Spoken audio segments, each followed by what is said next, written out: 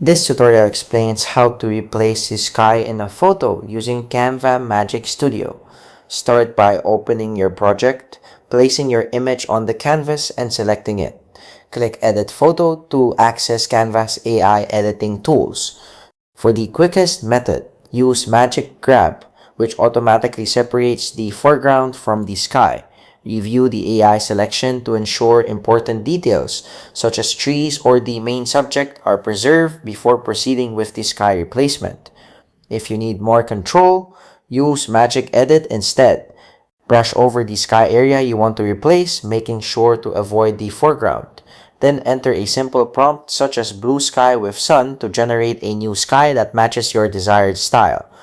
After Canva creates a new sky, review the result and check that the lighting, colors, and edges blend naturally with the rest of the image.